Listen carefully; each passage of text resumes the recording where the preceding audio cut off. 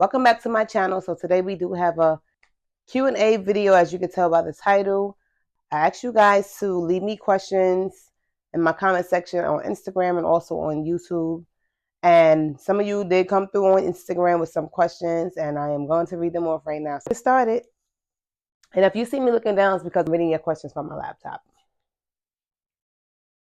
So the first question is, what is your name? My name is Jackie. So the next question is, I'm just going to answer these questions in one form. How old are you? Do you have kids? Are you married?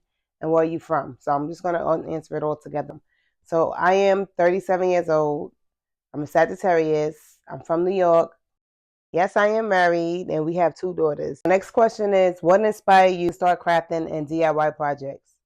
So before I even started into crafting or DIYing, I was actually doing hair. I had a whole hair collection, but I'm going to save that for another story. But just letting you know, so before that, I already had a hair business. This time around, I'll tell you what inspired me for crafting. So I had ordered my daughters some flower walls for their rooms and the name tags to go on top of their walls. And I received the names, the wooden names, but I didn't get the flower wall. So when I reached out to the lady on Etsy, I said, hey, I didn't receive my product. And she said she shipped it out. I said, just give me back my money because by then it's going on 2 weeks. I'm waiting. So she gave me back my money. And I was like, no, I still want the flower wall. So I went on YouTube and I just wanted to learn how do I make my own flower wall. That's what I did. So I went on YouTube to learn how to make my own flower wall. Went out to Michael's, bought all the things that was needed for it. And I watched, whose video did I watch? Sweet Poppy Red. She had a video about how to make flower wall. And guess what? I bought all of those materials and asked me if I made the flower wall. Nope, I didn't make it, but I'm going to make it one day. It's still downstairs. But that branched off to me learning how to do other things, wanting to do how to make tumblers, mugs, wood signs. That just branched off, and I just started to enjoy it. And then my husband, we bought the Cricut machine, and then the heat press. I started to do shirts too. We also got, well, that was like a year later. I ended up getting a mitre saw, a circular saw. That's when I started to actually get into my DIYing. So we'll go into that in another video. But that's how I got started actual crafting and doing DIY things. Next question. This is a good one. How do you balance your crafting passion with other aspects of your life?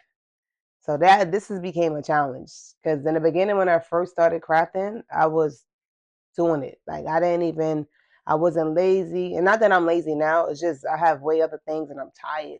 So when I get home, it's like I don't even want to do anything else because I do work a full-time job as well. I'm an educator.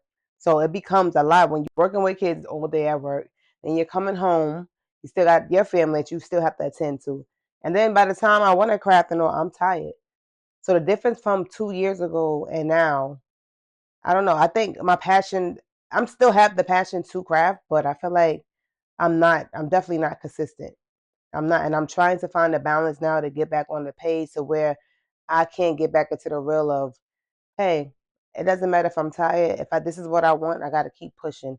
So how do I find the balance? I will try to make a schedule and go on from there because it is hard to be consistent. I'm not even gonna lie.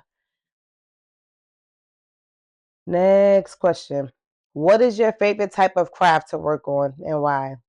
So my favorite type of craft, anything that's wood. I enjoy making anything that's wood. Wood signs, the DIY that I just did an accent wall in my basement. I love doing wood signs. It's very therapeutic. It's relaxing. And it's also good to make personalized gifts for my customers for their own taste and their own preference. So I love making wood signs. And just the whole process of woodworking, you prepping it, you sanding, painting, and I love when I'm done with my project, it gets that nice crisp line. So I just enjoy making wood signs, and honestly, I feel like that's what I'm really leaning towards, just doing. Although I do have my tumblers and my shadow boxes, but wood signs is my favorite. How do you come up with new project ideas? I just try to find out what's trending, and although sometimes I am late when it's time for me to actually see what's out there. But I just look up on YouTube what's trending. I go from there. Next question.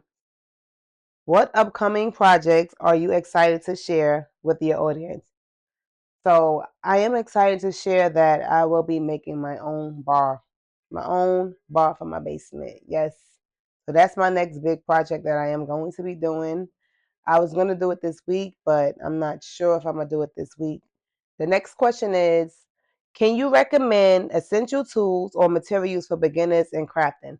So when I first started, I actually went out and bought the Cricut. So definitely get yourself a Cricut because it is a game changer for everything. It is something that you're going to always use if you need to do like wood signs, shadow boxes. It is something I don't really care to do vinyl anymore, but I did start out with vinyl. But I definitely use sublimation for my tumblers. So you want to start off get a Cricut or any kind of machine. And it also depends on what you want to do. If you want to start off just doing sublimation, then you can get yourself a tumbler press. I am going to make a video also on all the things that I do have when I first started out.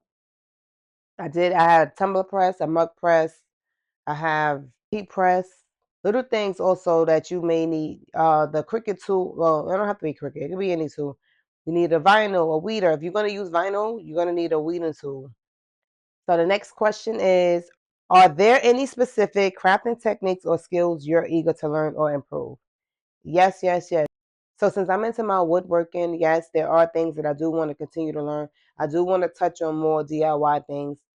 Like making, I did make a video. I didn't even post it yet. I made a video making my first bench. So I'm learning how to do things that I can do inside my home and go from there. So after my bar, I do want to make, this is going to be a challenge for me. I am going to make a TV media wall for my basement too as well. So I have a lot of things that I do want to do and it's going to get done. It's going to get done. So I'm excited about that too. The next question is, what is the most challenging project you've undertaken and how did you overcome obstacles? Try to think, I'm not sure if I really had any challenging project. I can say that one time I was making a Cowboys wood sign and when I peeled up the vinyl took off the paint. But that was an easy fix. All I had to do was I painted it back over and just put the cowboy sign, whatever it was at the top. I put it back on, but I used a different type of vinyl. I didn't use what I was using. Don't use permanent vinyl. For me, this is what I'm gonna give out. Don't use permanent vinyl on your wood signs, especially if you're gonna paint, because that sometimes can your peel off the paint, because it's very, it's like sticky. What's your go-to motivation when you face creative blocks? So if I feel like sometimes when I'm not motivated and I feel like I can't just get back on track with it, I will get on YouTube and watch some YouTube videos that are inspiring and that will motivate me to get myself back up and get it together because there's no need for me to just be not doing what I should do. I have all of these supplies, I have all of these machines, I have all of these tools, and there's no need for me to not do work with it. That's a good thing about social media. You have YouTube, you have Instagram, you have Pinterest, where you can find different ways or find different things you can do to become creative. Because sometimes, yeah, you do get stuck. I know I get stuck. You just go on that and then just look and see what you want to do and what you can do. Yes, there's time where you do, okay, you can take a break, but I feel like I'm always been a go getter. So I know for me, I cannot just sit. I have to keep pushing. So that's why I said my next projects are going to be something that's bigger than just me just showing the regular crafts on how to make a wood sign or how I do a mug. So I'm ready to move on to the bigger projects. Next question. Do you have a preferred color palette or design aesthetic in your crafting? Um, well, for me, I guess my color palette for it's not just with my crafting, but just my overall color palette that I did choose for my actual business is pink, black, and white. So that's what I use. Next question. What is the name of your business? So my business is Mo Crafts Designs. You can find me on Instagram, TikTok, Pinterest, Facebook, and on YouTube, of course. So next question, what are your goals and aspirations for your crafting journey and YouTube channel? So my first goal for YouTube is to grow my audience. I know I need to be consistent in order to grow my audience. At least try to post once a week. I want to try to post a video once a week. So I know I do want to grow and maintain consistency on Instagram, YouTube, and any other social media. But YouTube is going to be my focus to grow. Also would like to So this is the part where my microphone decided to disconnect or die mid-recording. And now my phone didn't switch to its internal microphone, so now I have no audio for the next few questions. So I'm just going to still answer it as I go. Another goal for YouTube would be to connect with more crafters. I've been thinking a lot lately about collaborating with other crafters on YouTube. I think it would be amazing to work together, we share ideas, and grow our creative communities. Plus, just the idea of teaming up with others to reach our goals of getting monetized is so exciting. So if you're a crafter and you're interested in collaborating, let's connect. And this would be a great idea to learn from each other, inspire each other, help each other grow, and reach our goals. As a crafter, one of my biggest goals is to keep improving my skills and experimenting with new techniques and projects. I also want to challenge myself in more advanced projects, work with different materials, and really push my creativity. And I also would like to grow my craft business, create unique handmade products, and eventually turn this into a full-time income. Next question. Are there any crafters who have influenced your crafting style or approach? Yes, there are so many crafters that are out here that's very talented and have actually grown to grow big and who really influenced my journey. So we have creators like Simply Sally, Katrina's Graceful Creations, Crafting with Delonda, Whiskey and Wit, and there's so many others who actually played a big role in shaping my approach to crafting. I love how they share their knowledge, teach different techniques, and make crafting feel accessible to everyone. Their creativity and dedication to their craft push me to keep going, experimenting, and growing as a creator. Next question. What advice would you give someone who is just starting their crafting and DIY journey? So if you're just starting, my biggest piece of advice is to just start. Don't overthink it or feel like you need all of these fancy tools right away. Use what you have, experiment, and have fun with it. Also, don't be afraid to make mistakes. Every crafter started as a beginner. Trial and error is a part of the process. Take inspiration from others, but don't compare yourself too much. Your style and confidence will grow over time. And if you're thinking about selling your craft, start small, test different products, and focus on making things that you truly enjoy. Okay, so this is going to be the final question.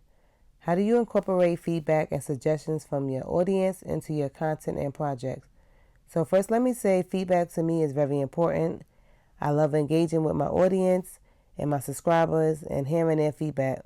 I pay very close attention to comments, messages, and suggestions to understand what they want to see more of. If someone asks for a tutorial or a specific technique of a product, I take that into consideration for future videos as well. I also ask for feedback directly, whether it's through polls, Q&As, or simply encouraging viewers to share their thoughts. This helped me become creative, and I can create content that truly resonates with them and ensures that I'm providing value while staying connected with my community. So I hope this video gave you a little insight into my crafting journey and a little bit more about me. Thank you all for your questions and for being a part of this creative community. If you have any more other questions, you can leave it down below in the comment section. I will answer. And if you want to see more creative content, don't forget to hit that subscribe button and stay tuned for more creative projects, tips, and inspiration. I'll see you in my next video. Stay blessed, everyone. Bye.